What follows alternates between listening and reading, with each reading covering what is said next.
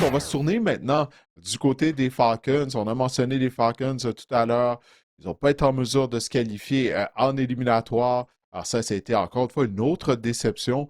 Là, on a fait le ménage complet là, à Atlanta, Marc-André. Nouveau DG, un nouvel entraîneur-chef. Il y a eu du va-et-vient également au niveau du personnel des joueurs. Alors justement, on va jeter un coup d'œil aux joueurs qui ont quitté l'organisation des Falcons et les nouveaux venus également pour ceux qui nous regardent via la chaîne YouTube. Alors, qu'est-ce qui te saute aux yeux? Kirk Cousins n'est plus là, Marc-André. On l'a remplacé par Mhm. Tua. Ça, c'est la chose en tête de liste, je crois, de la saison morte des Falcons. Qu'est-ce qui me saute aux yeux? Pas grand-chose. Didier, quand tu y penses, en termes d'arrivée, là, c'est un peu mince. Je sais pas si tu penses ça comme moi, là, Ouais. mais je veux dire, écoute, il n'y a pas grand-chose. J'ai- B. Robinson, c'est juste pour tromper les propriétaires fantasy qui devront choisir de B. Bijan. Robinson à Atlanta, probablement. Oui, mais Tua, c'est sûr que c'est la grosse acquisition là, du côté des Falcons. Didier, j'avais quelques notes sur les Falcons. 8 saisons de suite sans éliminatoire. Il t'a parlé du vent de changement. Le président est maintenant Matt Mhm. Ryan. On a un nouveau DG, nouveau coach. On a été 24e pour les points marqués par match en 2025. Avec l'arrivée de Kevin Stefanski, on pense qu'on pourra dynamiser cette attaque-là. Mais j'ai goût de te lancer sur Stefanski, Didier. Seulement 2 saisons gagnantes quand on y pense à Cleveland en 6 ans. Il arrive à Atlanta avec son bagage. Oui, il n'y a jamais eu des joueurs aussi talentueux que Bijan Robinson, Drake London et Kyle Pitts, entre autres. Mais il y a le même problème, c'est qu'on n'a pas de carrière du côté des Falcons, puis il n'y en avait pas plus avec les Browns. Ah, ben justement, il y a David Bouffard qui nous a envoyé une question concernant Kevin Stefanski. David nous a envoyé sa question via la chaîne YouTube. On te remercie, David, d'avoir pris le temps de nous écrire. Est-ce que vous pensez que Stefanski à Atlanta sera en mesure, oui, de rebondir à la suite de ses dernières années de misère à Cleveland? Les Falcons ont des armes en attaque, des armes intéressantes, mais Stefanski n'est pas reconnu pour être un développeur de carrière. Alors, est-ce que les Falcons en auront besoin, oui, justement, avec Penix? En fait, ils disent qu'ils auront besoin, oui, qu'ils développent Penix selon lui. Alors, merci beaucoup encore une fois, David, pour ta question. Alors, David me semble être très sceptique face au nouvel entraîneur-chef des Falcons d'Atlanta. Moi, je vais donner le bénéfice du doute, Marc-André, à Kevin Stefanski. Parce que l'organisation des Browns de Cleveland, on le sait depuis le retour de la concession à Cleveland en 1999, mais c'est ça, c'est du n'importe quoi. Ça semble pas être facile afin d'œuvrer comme entraîneur-chef à Cleveland. Il semble que Stefanski, lui, n'était pas intéressé à Shedeur Sanders, qu'on lui a imposé Shedeur.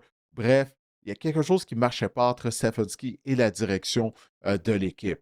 Alors, maintenant, il obtient un nouveau départ avec les Falcons d'Atlanta. On va voir s'il sera en mesure de développer une carrière. Parce qu'il ne faut pas oublier que Baker Mayfield avait connu du succès avec Kevin Stefanski. Puis moi, j'ai toujours trouvé c'est ça, qu'on s'est débarrassé de Baker Mayfield trop rapidement du côté de Cleveland. Alors, je ne suis pas tout à fait d'accord avec David en disant qu'il n'a jamais été en mesure de développer un carrière. Il l'a fait, il avait fait du bon boulot avec Baker Mayfield jusqu'à ce que Baker Mayfield soit victime de blessures et tout. Mais encore une fois, je vais donner le bénéfice du doute à Kevin Stefanski, mais j'ai hâte de voir. Est-ce qu'il sera en mesure de relancer la carrière de toi, Marc-André? Et de développer Michael Penix aussi. On ne sait pas encore si Penix sera prêt à commencer la saison régulière, ça reste à voir. Mais ça va être à observer ça du côté de Kevin Stefanski. Stefanski connaît du succès avec des corps arrière, Didier, qui décochent le ballon rapidement, avec des gens, l'équivalent peut-être d'un meneur, là, d'un point guard dans la NBA. Et je pense que c'est pour ça qu'avec Tua Tagovailoa, ça pourrait fonctionner parce que c'est un gars qui décoche des passes rapidement dans des zones courtes. On a vu avec Joe Flacco, ça a été dans les dernières années le meilleur. Stefanski avait connu du succès là, avec Joe Flacco, un gars qui décoche des passes rapidement maintenant. Donc, je pense que ça pourrait fonctionner. Du point de vue de Michael Penix, moi, je suis pas convaincu non plus, Didier, parce qu'il complète moins de 60% de ses passes depuis son arrivée dans la NFL. C'est vraiment trop peu, selon moi. Il se remet d'une autre déchirure du ligament croisé. Et je sais là, que l'échantillon est vraiment mince, est vraiment bas, mais quand même, quand tu ne Hmm. complètes pas 60% de tes passes dans la NFL, tu t'appelles Anthony Richardson, puis tu t'appelles Michael Penix, tu as de la difficulté. Là. Donc, je comprends bien, tu ne fais pas confiance aux genoux de Michael Penix, mais tu fais confiance aux genoux de Jonathan Brooks. C'est bien ça? Je ne pas confiance au genou et à la précision de Michael Penix. Ouais, non, mais c'est vrai, les statistiques que tu as mentionnées, ça nous met pas en confiance. Tu sais, parce que par moment, on voit Penix, bon, il est connu, et dans le même match, il va connaître des bonnes séquences, puis la séquence suivante, tu sais, ça manque de conscience. Mais c'est ce qui arrive avec les jeunes carrières, c'est quoi? Ça va juste être sa troisième année. Mais il semble que toi a fait sensation durant le mini-camp des Falcons d'Atlanta. D'ailleurs, un peu plus tard, on va avoir, vous allez pouvoir écouter ou regarder mon entretien avec Mathieu Bergeron, qui avait des bons mots à l'endroit de toi, Tango Viola. Puis ça m'amène à la question qui nous a été envoyée par Emile Ross via Instagram. Il nous demande, Marc-André, selon nous, à qui on ferait confiance à titre de carrière partant à Atlanta, Tua ou Michael Penix? Moi, j'irais avec le vétéran d'entrée de jeu. Si Penix est prêt à commencer la saison, j'irais quand même avec Tua. Parce que je suis quand même intrigué de voir Tua jouer dans un stade couvert. Parce qu'on sait, Tua, s'il fait froid, s'il y a de la pluie, il n'est pas capable de connaître du succès. Mais là, dans le dôme, au Mercedes-Benz Stadium d'Atlanta, ça serait intéressant dans un environnement contrôlé, potentiellement. Tu sais, toi pourrait peut-être nous surprendre, là. Je ne sais pas ce que toi t'en penses, mais moi, personnellement, j'irai avec le vétéran, j'irai avec toi comme carrière partant pour commencer la saison. Moi, je pense encore que Tua est plus talentueux que Michael Penix. Ça ne sera pas serré. Je pense que si les deux sont à santé au jour 1, ça sera Tua Tagovailoa, même si, rappelons-le, il a quand même connu une saison catastrophique, là. 15 interceptions en 14 matchs la saison dernière, Tua. Ouais. Mais remontons le temps à pas si lointain. Il était le meneur pour les verges par la passe dans la NFL, là. Il y a quand même des qualités, Tua Tagovailoa. Pour moi, c'est pas serré. Ça sera Tua qui sera le quart partant des Falcons si et Tua et Michael Penix sont en santé au jour 1. Ouais, en tout cas, j'ai hâte de voir ça, parce que le groupe de receveurs, peu importe qui est carrière, tu sais, c'est pas un groupe de Ah voilà, receveurs qui ça est c'est un point étincelant, là, d'interrogation. mis à part Drake London. Oui, c'est ça. Mis à part Drake London, réellement, le receveur numéro 2, c'est Carl Pitts, d'une certaine façon, là, du côté de l'attaque des Falcons.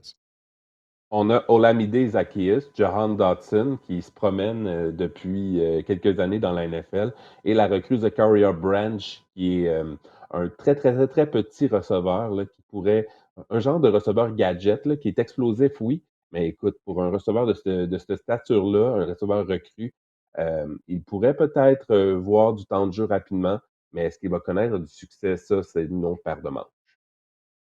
Ouais, en tout cas, on va en parler un peu plus tard lorsque tu vas dresser le Mais portrait fantasy pour les Falcons en vue de la prochaine saison. Oui, qu'est-ce que tu as à dire? non, mais je voulais parler de la ligne à l'attaque. Si on veut parler avec Mathieu Bergeron en tête, c'est une ligne à l'attaque qui se classe parmi le top 10 l'année dernière dans la NFL pour l'efficacité. Par contre, il y a eu 4 joueurs qui ont joué plus de 1000 jeux au sein de la ligne à l'attaque l'année dernière. Donc, ce que j'essaie de vous dire, c'est qu'on a été relativement en santé. Et ça, c'est quand même très rare dans une équipe de football qu'une ligne à l'attaque est aussi en santé au cours d'une saison. On a été chercher Jawan Taylor des Chiefs pour remplacer Kellen McGarry. Mais je pense que la ligne à Ça me l'attaque met pas avec en Mathieu confiance, par Bergeron, contre. non, mais écoute, Joan Taylor, là, ouf. écoute, mais ça pour dire que la ligne à l'attaque devrait être une des forces là, des Falcons cette année. Ouais, en tout cas, c'est définitivement à souhaiter. Maintenant, du côté de la défense, c'est comme tu disais tout à l'heure, que ce soit en attaque ou en défense, bon, mis à part l'arrivée de Tua, on n'a pas été très actifs là, via le marché des joueurs autonomes. Là, du Mhm. côté des Falcons d'Atlanta, ben, moi, ma question en défense, c'est est-ce qu'on va pouvoir se fier à James Spears? OK, la recrue l'année dernière, il a reçu Ah, plus de 10 sacs. Ça a été toute une saison recrue pour lui. Mais là, avec ses frasques, avec son arrestation durant la saison morte, il va être suspendu, Marc-André, ça, il n'y a aucun doute. Là.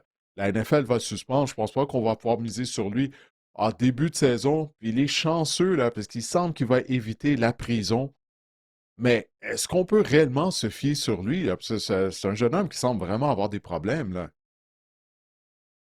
visiblement, non. On ne peut pas se fier. Par contre, si on évalue ce qu'on a vu sur le terrain avec James Pierce, ça a été une défense complètement différente de celle des Panthers. Les Falcons, comparativement en 2024, derrière pour les sacs en 2024, puis on a fini première là, dans la division avec 57 en 2025, même deuxième dans la NFL pour les sacs du corps. Donc oui, l'impact de James Pierce, il est considérable.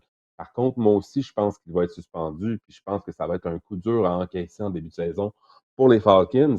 On a été chercher le secondaire, là, Caden Ellis des Saints de la Nouvelle-Orléans. Je pense que c'est ça, c'est un excellent joueur qui va vraiment aider les Oui. Falcons et la défense des Falcons. Mais oui, pour James Pierce, si on en revient à ça, ça va être un coup dur qu'on devra pallier avec d'autres joueurs, assurément. Moi, je m'attends qu'il soit suspendu pour au moins 3 matchs. Là, je sais pas toi. Mais en tout cas, pour le début de la saison, il va falloir vraiment prendre les bouchées doubles. Hmm.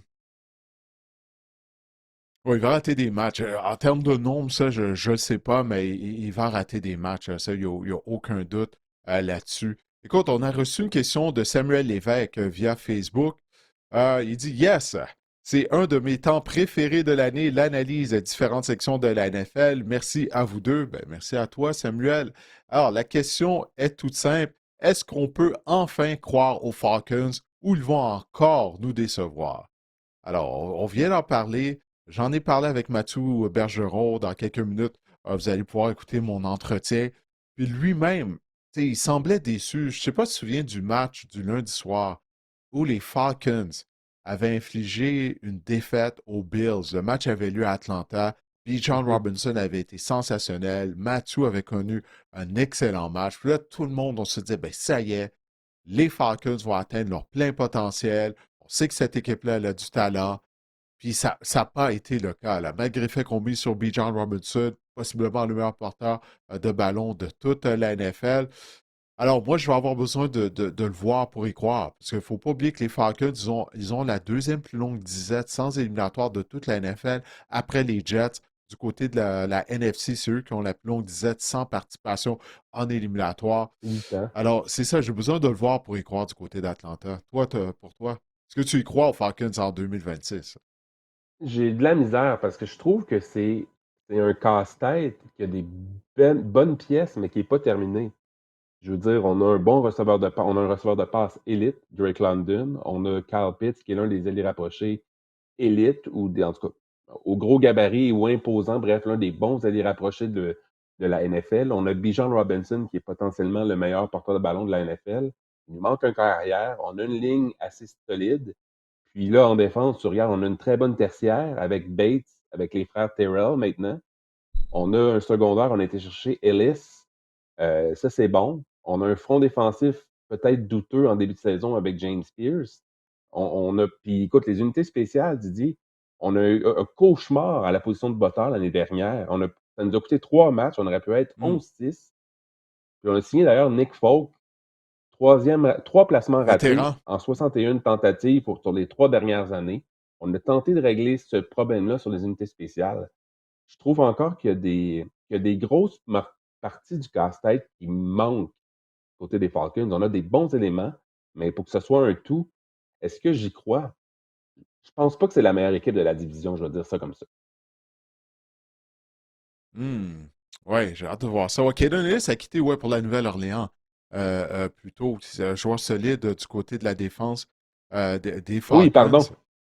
Oui, Mais excusez. là, c'est ça, il a quitté Ah pour oui, la Nouvelle-Orléans. Ouais, moi aussi, je m'étais mélangé tout à l'heure.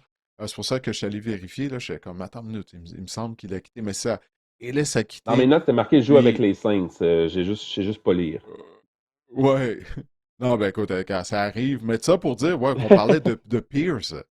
Tu sais, si Pierce n'est pas là, là, Même le. il va nous rester Walker et principalement comme un chasseur de corps, là, tu sais, c'est tout, là. Puis on sait que ça ne prend plus que d'un chasseur de corps, là. Oui, j'ai hâte de voir. Mais comme je te dis, le front défensif m'inquiète un peu. Mais on a une bonne tertiaire, on a des bonnes unités, on a des pièces, mais c'est ça. Faut faire le tout, là. Je sais pas. Ouais, c'est pas complet. Non, c'est que les Falcons, tu sais, on a un changement de DG, un nouvel entraîneur-chef et tout, mais est-ce que ces changements-là, ça va vraiment, on va avoir un nouveau carrière partant, possiblement, c'est toi qui es le partant. Mais est-ce que ces changements-là, ça fait vraiment des Falcons une équipe améliorée? C'est ça qui reste sans réponse. Ça m'amène au over-under des Falcons, Marc-André. Plus ou moins 7 victoires et demie. Tu vois, là, ça, c'est le thème dans cette division-là, étant donné qu'on a 3 équipes qui ont terminé avec 8 victoires. On vous rappelle que la dernière saison gagnante des Falcons, ça remonte à 2017. lorsqu'ils avaient terminé avec un dossier de 10 victoires et 6 défaites, plus ou moins 7 victoires et demie pour les Falcons en 2026. Je veux dire plus, mais comme les Panthers à Caroline, je dis plus, mais de justesse, 8 victoires. 8 victoires, comme on a eu l'année dernière. Je pense que ça a confirmé qu'est-ce que je viens de dire. C'est qu'on est allé de plusieurs changements. L'entraîneur-chef, un nouveau DG, on a ramené Matt Ryan au sein de l'organisation. Je ne suis pas convaincu qu'on ait amélioré malgré tous ces changements. Je pense que la division, ça sera un peu comme l'année dernière, là. On va avoir ça va être hyper serré avec des fiches, 4 équipes avec des fiches autour de 500, là. 7,5, c'est beaucoup. J'ai mis plus, moi aussi, du côté des Falcons. Par contre, je pense pas qu'ils vont gagner 10 victoires. Je pense que ça va être une équipe qui va rôder autour de 8, 9. Mais je pense pas, en tout cas, plus que 10, je vois pas les Falcons gagner plus de 10 victoires. Mais ils peuvent encore me surprendre, là, si Tua est en santé, si ça fonctionne avec Kevin Stefanski, peut-être. Mais oui, plus que 7,5, mais pas plus que 10, si tu veux mon avis, là. Ouais, je suis d'accord avec toi, je peux voir ça. Écoute, on va parler maintenant du volet Fantasy Football, du portrait Fantasy plutôt du côté des Falcons. Drake London, il est devenu une valeur sûre en termes de Fantasy Football, surtout qu'il n'y a pas nécessairement de profondeur à la position de receveur. On sait qu'il va être ciblé à toutes les semaines. J'ai pas parlé de Bijan Robinson, vous allez voir dans le bloc fantasy parce que c'est facile. Bijan Robinson va être le premier ou deuxième porteur de ballon repêché dans vos repêchages, dans le top 3. Repêchez-le, il est Mhm. beau, il est bon, il va être électrisant. Je n'avais pas besoin d'avoir beaucoup de statistiques pour le prouver, mais je vais vous parler de Drake London, qui est un Effectivement. choix de fin de première, début de deuxième ronde, receveur numéro 7 en format PPR en termes de points par match l'année dernière. Et ça, malgré les blessures. Il n'y a pas vraiment de compétition majeure. On a vu le groupe de receveurs, c'est pas très éloquent du côté des Falcons d'Atlanta. Il a inscrit quand même 16 touchés à ses 29 derniers matchs avec des quarts. J'ai écrit moyen, là, mais on a eu un carrousel de quarts là, au cours des dernières années avec les Falcons d'Atlanta. Donc ça, c'est intéressant. Je pense que Drake London, en, en, en fin de première, début de deuxième ronde, là, c'est un joueur là, assez intéressant au niveau fantasy. Il aura toutes les opportunités de se faire valoir dans l'attaque aérienne. Puis ça, c'est de bon augure pour les futurs propriétaires fantasy de Drake London. Oui, comme tu l'as dit, là, peu importe quelle carrière, il trouve tout le temps une façon d'être productif à London. Maintenant, il y a un nouveau venu au sein du groupe de receveurs. Tu en as parlé tout à l'heure de Branch, qui a un petit gabarit, mais il a fait sensation lors du mini-camp des Mm. Falcons d'Atlanta. Sur leurs réseaux sociaux, on voyait constamment des vidéos de Branch. Mais ce qu'il faut dire, c'est ce petit receveur, on plaquait pas, là. On était juste avec casque, on portait des shorts. Généralement, les petits joueurs qui sont rapides, qui sont vifs, ben, ils paraissent bien dans ce genre de situation. Je pense que c'est quelque chose qu'on doit souligner avant de s'emporter dans le cas de Branch. 5 pieds 9, 177 livres. Oui, il est très, très, très, très, très, très rapide, en fait. Mais est-ce que c'est plus un gadget dans la NFL? Ça, c'est à suivre. 82% de ses ballons euh, dirigés vers lui à l'université l'année dernière, c'était soit des passes-pièges ou des jeux d'options. Donc, Ouais. ça veut tout dire. C'est pas un gars, d'après moi, qui va aller dans c'est un gars qui va dans le trafic, dans les zones courtes, dans les zones intermédiaires. Bref, comme je le dis, qu'on a des jeux destinés pour lui, mais c'est pas un gars qu'on va voir dans les zones profondes, dans la ligne droite. C'est pas un receveur X là, dans la NFL, loin de là. J'ai hâte de voir comment on va pouvoir utiliser. Je pense que ce genre de receveur-là a une utilité dans la NFL. C'est pas impossible parce qu'on justement, on a vu le groupe de receveurs, c'est pas impossible qu'il soit le receveur ou le deuxième dans la hiérarchie à la position de receveur. Mais pour moi, ça demeure un billet de loterie en fin de ronde dans les poules là, qu'on dit à 14, 16 équipes. Vous envoyez des poules où il y a plusieurs équipes. Peut-être que Zachariah Branch, on peut mettre ça sur notre main et voir comment ça se déroule en début de saison. Mais oui, ultra rapide, ultra efficace, de bonne main. Mais écoute, sa stature, là, ça m'effraie un petit peu. Ouais, ben, je pense que la statistique que tu as donnée, là, 82% des ballons vers lui étaient sur des passes-pièges ou des jeux d'options. C'est ça. C'est la définition d'un joueur gadget, là, comme tu dis. Mais il demeure quand même menace en raison de sa grande rapidité. Mais en tout cas, on va voir, mais je pense pas qu'il va devenir un joueur fiable en termes de fantasy football. Il va réussir Mhm. des coups d'éclat ici et là en raison de sa grande rapidité, mais fantasy football, on est à la recherche de la constance en termes de production d'abord et avant tout. Maintenant, Carl Pitts, Marc-André. C'est quoi là, son profil fantasy là, pour la saison 2026? Parce qu'il vient de connaître la meilleure saison de sa carrière en 2025. C'est l'option numéro 2 dans le jeu aérien des Falcons, ça c'est indéniable. L'ailier rapproché numéro 2 au niveau fantasy l'année dernière, mais si, je l'avais parlé la semaine dernière, si on enlève son match de 11 réceptions, 166 verges et 3 touchés, ça l'amenait à l'ailier rapproché numéro 18. Donc, il a quand même eu des matchs ordinaires la saison dernière. Si on exclut cette performance incroyable qu'il a connue, c'était contre les Buccaneers lors de la semaine numéro 11, si ma mémoire est bonne. Bref, peu importe. Euh, il était l'ailier rapproché numéro 8 également avec Drake London dans la formation. Ça aussi, c'est intéressant parce que lorsque Drake London était dans la formation des Falcons, il y a une moyenne de 4 catchs et 42 verges. Et lorsque Drake London a manqué la rencontre, il n'était pas là, il avait 7 catchs pour 84 verges. Donc, c'est vraiment, il y a une hiérarchie qui s'est installée, c'est London Pitts.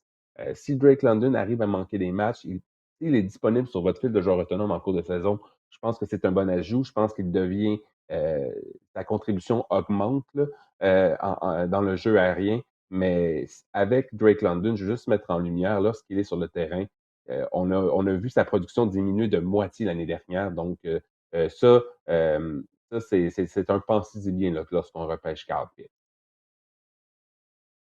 D'accord. En tout cas, moi, j'ai bien hâte de voir ça. Le Carl Pitts, est-ce qu'il pourra répéter sa saison? Puis j'aime bien la statistique là, de son match du tonnerre qu'il avait eu. Puis on enlève ce match-là. Ouais, ça ressemble pas mal au Carl Pitts qu'on avait vu là, depuis le début de sa carrière. En tout cas, on va voir ce que ça va donner. Mais écoute, Marc-André, puis pour les gens, bien sûr, qui nous écoutent, qui nous regardent, j'ai eu la chance de m'entretenir avec le garde québécois des Falcons d'Atlanta, Mathieu Bergeron, qui se prépare à entamer déjà sa quatrième saison dans la NFL. Et Mathieu, ben, il espère décrocher une prolongation de contrat du côté des Falcons. Il a vu ses coéquipiers, notamment son coéquipier Drake London, être récompensé durant la saison morte. Ça a été la même chose pour Carl Pitt. Je pense que c'est au tour de Mathieu, là. Surtout que maintenant, il est rendu un vétéran au sein de la ligne à l'attaque. C'est un des leaders du côté de l'unité offensive des Falcons d'Atlanta. Alors, je vous invite à écouter ou à regarder mon entretien avec Mathieu Bergeron. Mathieu, avant de parler de football, on va parler de football, mais de soccer. Parce que là, j'ai vu sur ton compte Instagram, tu profites de la Coupe du monde de soccer. Tu as assisté à un match au SoFi, tu as assisté à un match à Atlanta, un match d'Haïti en plus de ça. Ouais. Haïti qui avait marqué le premier but de la rencontre. Dis-moi Ouais. comment était l'atmosphère au Mercedes-Benz Stadium pour le match d'Haïti. Ah, je pense que pour elle, les Haïtiens ont pris le stade là, en force. Là, il y a plus de fans d'Haïti que de Marocains. Là, donc, c'était vraiment incroyable. Puis juste de voir l'ambiance quand Haïti a scoré leur premier but. En quoi? C'était en 50. C'est quoi? Premier but en 50 ans, genre? 52 ans, c'est leur première participation en 52 ans à la Coupe du En Monde, 52 ans. si je me trompe pas. Hein. L'atmosphère était juste incroyable. Là. C'est la première fois, honnêtement, là, je pense que c'est la première fois que j'avais vu le Mercedes-Benz autant comme il y a autant d'ambiance. Après ce Ah ouais, but-là, là, hein? c'était juste fou. Ouais, fait que pour moi, c'était le fun de vivre cette expérience-là, de vivre comme Mercedes-Benz, c'est un des plus beaux stades du circuit américain. Puis je pense de vivre cette expérience-là en tant que fan, tu sais, de pouvoir profiter de nos installations, puis dans une des plus grosses, tu sais, une plus grosse coupe là, du monde, en fait, là, tu vois, je veux dire. Donc, c'est vraiment le fun. C'est vraiment une belle expérience. Même au SoFi, voir Canada jouer dans une game là, c'était serré tout le long. Ben, Puis on a, parle-moi on de a ça, scoré en. justement. C'est ça, non, c'était juste fou. Là. Comme, moi, je m'entraîne ici en Californie. Puis quand j'ai vu que le bracket a fait en sorte que le Canada jouait à LA, j'ai pris l'opportunité d'avoir un match. Puis c'était incroyable.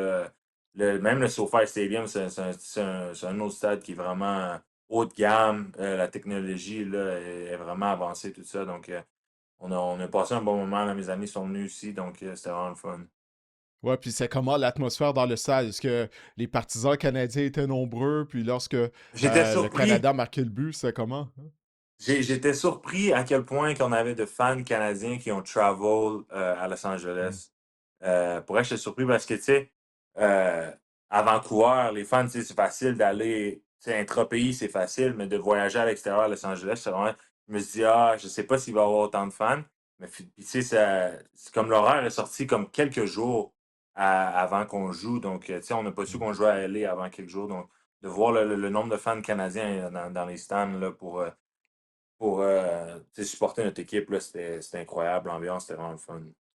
Ouais, non, non, écoute, tu sais, toutes les images qu'on a vues depuis le début du tournoi, que ce soit Mhm. sur les réseaux sociaux ou peu importe, la Coupe du Monde, c'est vraiment rassembleur, là. Tu sais, parce que même Vraiment. tu Puis vois des gens de pays différents qui fêtent ensemble, qui dansent ensemble dans le ouais, c'est stade, ça. dans la rue. Écoute, il n'y a rien qui se compare à ça. Même les Jeux Olympiques, on voit pas ça, là. Tu sais, il me C'est ça, semble que les gens embarquent pas autant. exact. Et je pense qu'il n'y a rien qui rassemble du monde comme ça. Comme moi, mes vidéos préférées que je vois passer sur le réseau, c'est les Coréens au Mexique. C'est genre, c'est les Ouais. Coréens puis les Mexicains, genre, qui boivent la tequila ensemble, qui dansent ensemble, comme dit. Tout ça, Ouais. c'est le fun de voir ça parce que à la fin de la journée, oui, il y a des conflits politiques, tout ça, mais comme à la fin de la journée, le sport, ça reste quelque chose qui est comme tu mets ça de côté, tu vois, ce que je veux dire, puis c'est là qu'on s'apprécie en tant que nation. Puis sinon, pour elle, j'ai vraiment adoré mon expérience à la Coupe du Monde, puis je recommande à tout le monde. C'est sûr que les billets sont pas abordables, mais Hmm. tu sais, si tu peux y aller à un match, whatever, là, c'est vraiment une expérience inoubliable.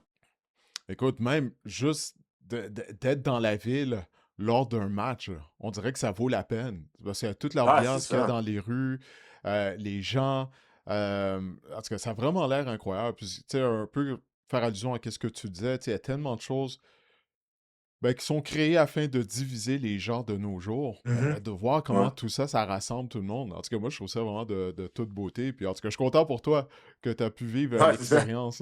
Est-ce que tu vas Ah, aller assister à un autre match d'ici la fin du tournoi ou that's pour elle, it? je sais pas. J'aimerais ça retourner un match à Los Angeles, mais ça va dépendre du bracket et des prix aussi. Mais comme moi, je suis seul à chaque jour, on a ça sur la télé, puis j'essaie de suivre ça le plus possible. Puis ouais, c'est ça.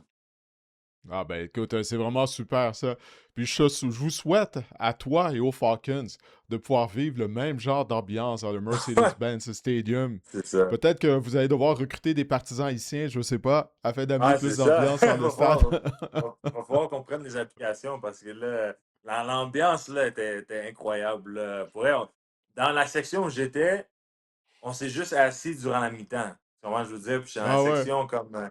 Ils ont mis dans la section où il y a tous les Haïtiens, tout ça. Puis je te dis, ils étaient debout toute la game. L'ambiance était incroyable. Donc, ouais, c'était vraiment le fun.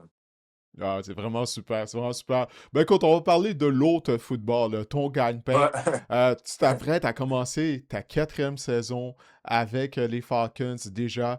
Puis en plus de ça, ben, ça va être ta dernière année de contrat. Alors dis-nous, ben, premièrement, comment tu entrevois là, cette saison-là? Parce qu'il y a eu des changements majeurs. Hein? Ouais. Changement d'entraîneur-chef, malheureusement, Barry Morris qui a été congédié à la fin de la saison. Maintenant, c'est Kevin Stefanski, votre entraîneur-chef. Matt Ryan est de retour au sein de l'organisation. C'est comme si on repart à neuf d'une certaine façon. Vous avez même un nouveau carrière en toi, Tango Viola. Ça, c'est une bataille avec Michael Penix. Si Penix est prêt à entamer la saison. Donc, ça en fait beaucoup.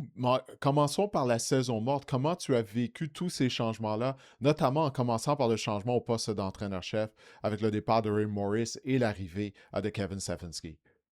Ah, ben, c'est sûr, c'était vraiment pas facile. Tu sais, à la fin de journée, tu bâtis des relations avec tous les gens dans le building, veux pas. Puis tu sais, moi, tu sais, ma carrière est quand même assez courte en ce moment, comme j'ai 4 ans, mais tu sais, c'est déjà mon troisième entraîneur en chef. Donc, tu sais, Hmm. j'ai vu le côté business de la NFL quand même assez jeune, dans le sens que tu sais, tu vois des gens en building, puis d'un jour à l'autre, ils sont congédiés.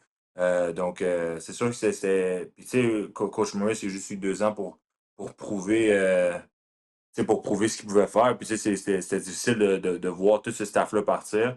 Mais à la fin de la journée, si tu ne produis pas, comme on dit, la NFL, c'est not for long. Donc, à la fin de la journée, ils vont apporter quelqu'un.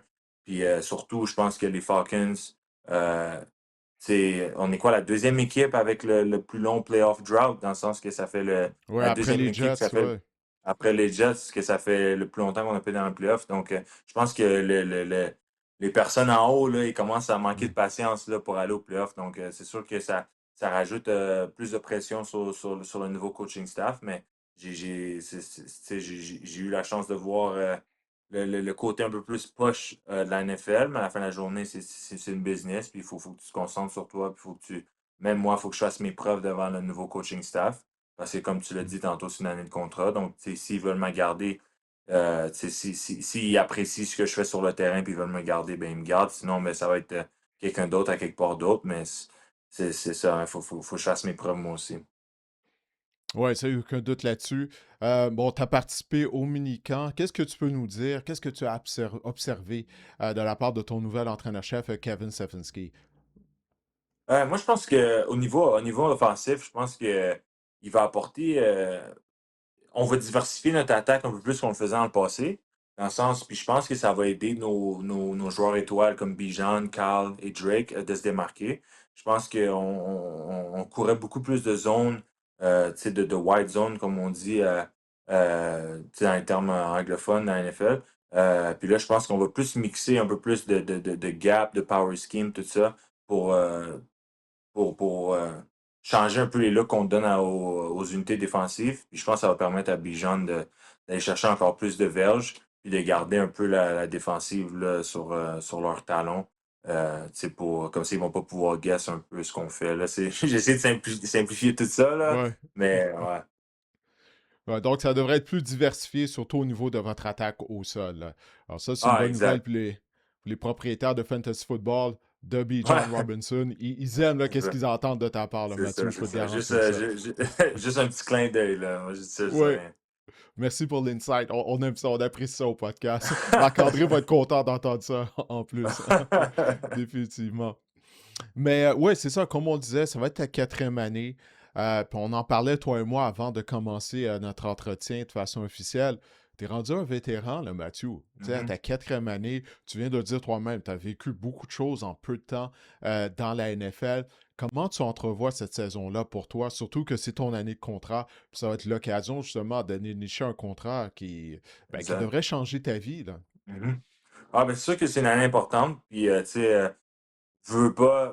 J'entame cette année comme j'ai entamé chaque année de ma carrière en NFL, dans le sens que, tu sais, je veux pas changer quelque chose que comme de ma routine, juste parce que cette Mhm. année-là est plus importante que les autres, dans le sens que moi, je me mets pas de pression sur mes épaules. Je fais comme ce que j'ai fait dans le passé. Je garde ma routine. Je pense que j'ai une routine, puis j'ai comme une recette qui marche assez bien pour la saison morte. Puis je pense que ça me permet d'arriver au camp d'entraînement prêt, en santé, puis en shape aussi. Puis je pense que c'est le plus important.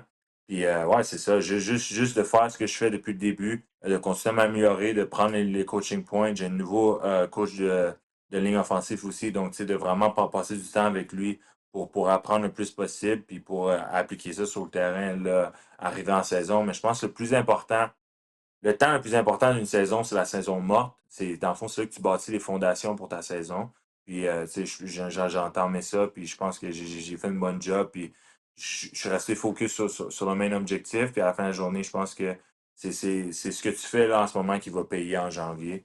Puis, ouais, exact.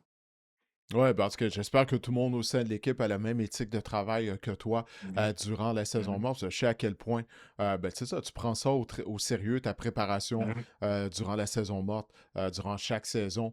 Écoute, parle-nous de toi, Tango Viola. Vous avez un nouveau carrière. On va voir si on mhm, va assister réellement à une bataille entre toi et Michael Penix, mhm, étant donné que Penix revient d'une grave blessure à un genou. Mais mhm. je lisais, tu sais, j'essayais de suivre, tu sais, les activités des Falcons durant les mini-camps. Là, je voyais des commentaires élogieux à l'endroit de toi, Tango Viola, à la Mhm. suite des entraînements qui étaient ouverts aux journalistes. Qu'est-ce que tu as vu de la part de toi là, durant le mini-camp? Ah, vraiment talentueux. Je pense que, tu sais, je pense que c'est pas un secret. Toi, c'est un carrière extrêmement talentueux. C'est sûr que les dernières années à Miami, ça n'a pas prouvé son réel talent. Mais je pense qu'il est mieux entouré qu'il était à Miami. Tu sais, que ce soit à la ligne en attaque, que ce soit aux entraîneurs, que ce soit aux joueurs étoiles autour de lui. Puis je pense que durant le camp d'entraînement, là, il a démontré que tu sais, il y a encore le même joueur qu'il était dans le passé. Là, il y a encore le même talent que tu vois, qui était au Pro Bowl, qui était dans le top 100 des meilleurs joueurs de la NFL. Et j'ai vraiment hâte de voir la compétition qui va arriver en août. Je pense que les deux carrières vont vraiment se pousser. Puis Mike, tu sais, faut pas, je pense, faut pas dormir sur Mike. Parce que je pense que tu sais, le pur talent là, de De son son bras de bras? lancer, là, Ouais. ouais, son bras de lancer est vraiment incroyable. Donc, je pense que ça va être une compétition féroce, là, honnêtement, en août. Mais, puis aussi, ce qui est le fun, c'est que les entraîneurs ont comme une carte blanche, comme ils n'ont pas. C'est pas eux qui ont repêché Mike, tu vois, je veux dire. Donc, Hmm. c'est vraiment, ils vont vraiment mettre la personne qui va nous aider à gagner des matchs week one. Donc, j'ai hâte de voir comment ça va se passer. Puis je pense que aussi, toi, il apporte une certaine confiance. Veux pas, il est habitué de leader une équipe, c'est un ancien capitaine. Donc, tu vois ça dans sa prestance, puis comment il interagit avec les autres. Donc, c'est vraiment.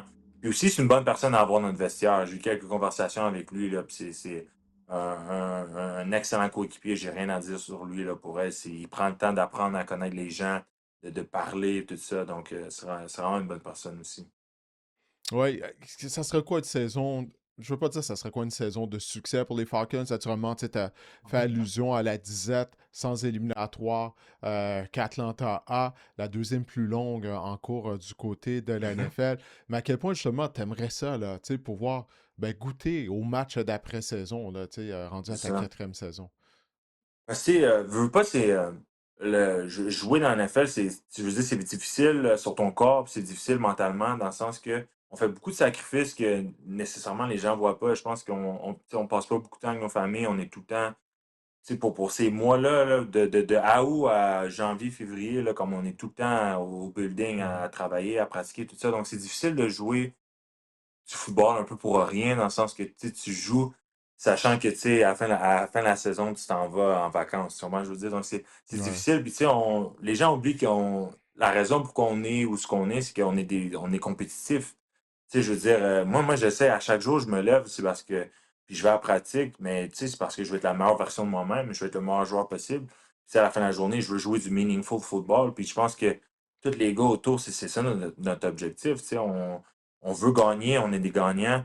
Puis c'est pour ça qu'on s'est rendu au niveau qu'on s'est rendu. Fait que c'est difficile au niveau mental de jouer, d'arriver à week 14, puis il te reste genre 4 matchs, puis là, tu sais que tu t'en vas pas en série, donc c'est difficile. Mais c'est sûr que juste aller en série cette année, là, ça serait. Tu sais, que même que ce soit juste premier round, juste pour dire que tu as joué du football après saison et que tu as eu Ouais. la chance de te rendre là, tu sais, ça serait incroyable. Mais à la fin de la journée, tu sais, c'est pas quelque chose qui va arriver en claquant des doigts. Je pense qu'on a beaucoup de travail à faire sur notre culture. Je pense que notre culture d'équipe, je pense que c'est ça qui va. Parce qu'on a beaucoup de talent en équipe, mais je pense que la culture fait en sorte qu'il est capable de gagner de semaine en semaine. Est-ce que tu trouves que c'est ça qui a manqué à votre équipe lors des dernières saisons? Tu mentionnes le mot culture parce Mhm. que oui, l'équipe est Mhm. talentueuse. Je me souviens d'un match, je crois que c'est un match du lundi soir contre les Bills de Buffalo. Puis Exact. Bichon avait connu toute une performance. Puis toi aussi, tu avais connu tout un match. Je m'en Mhm. souviens, j'étais à la description de cette rencontre-là en compagnie de Pierre Vercheval, lui-même un ancien joueur de ligne à l'attaque. Puis il faisait ton éloge. Tu as fait des blocs clés sur de Mhm. courses de Bijan. Puis là, tout le monde se disait, ça y est, les Falcons sont arrivés.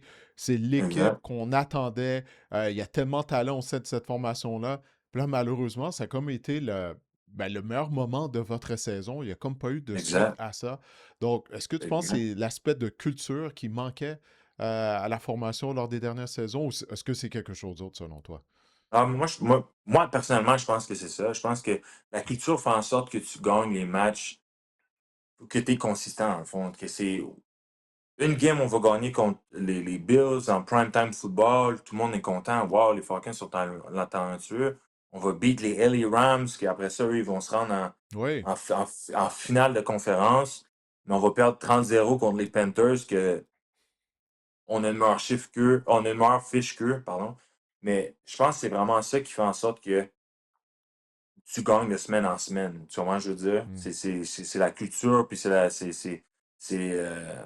le standard que tu tiens tes coéquipiers, puis que tes entraîneurs tiennent les joueurs. Ça fait partie de ça. Donc, je pense que c'est ce qui manquait, mais je pense qu'on est dans la bonne direction. Puis, comme tantôt on parlait des OTA, je pense que coach Stefanski a fait des bons changements. Puis aussi avoir Matt Ryan, un carrière qui a connu du succès, puis qui est allé au Super Bowl.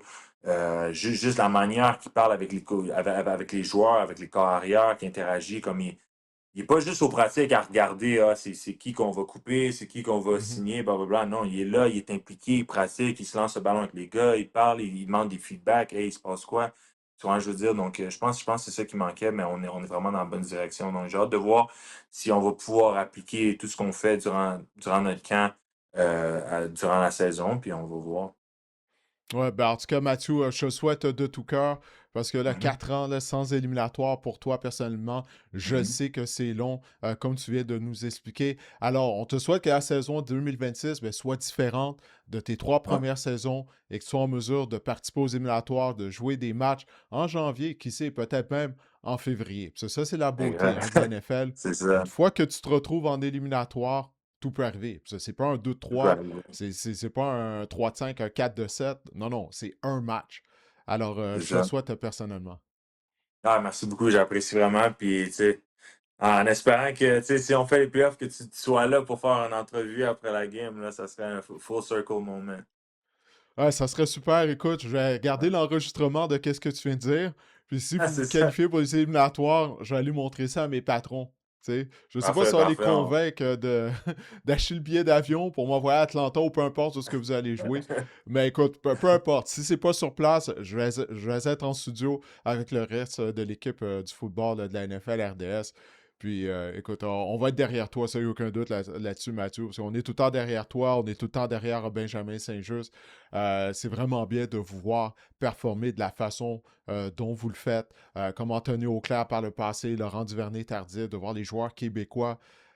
Puis surtout, vous servez de modèle. Tu sais, je peux pas dire combien de fois, tu sais, quand je Mhm. rencontre des jeunes, puis ils mentionnent ton nom, ils mentionnent le nom de Benjamin, puis ils me disent, hey, je veux jouer dans la NFL comme Mathieu Bergeron, je veux jouer dans la NFL comme Benjamin Saint-Just. Tu sais, le fait d'avoir des joueurs d'ici qui ont été en mesure de réussir dans la NFL, tu sais, je pense que tu réalises pas l'impact que ça, tu sais, sur les jeunes footballeurs à travers la province. Non, c'est sûr. Puis ça, tu sais, c'est quelque chose qui fait vraiment plaisir parce que je pense que avec ce que Ben et moi on est en train de faire, je pense que ça va motiver les autres générations. Puis je pense que le football est en train de grandir là, de fou au Québec. Puis je pense que, tu sais, maintenant, c'est juste moi puis Ben, mais après ça, il va y avoir.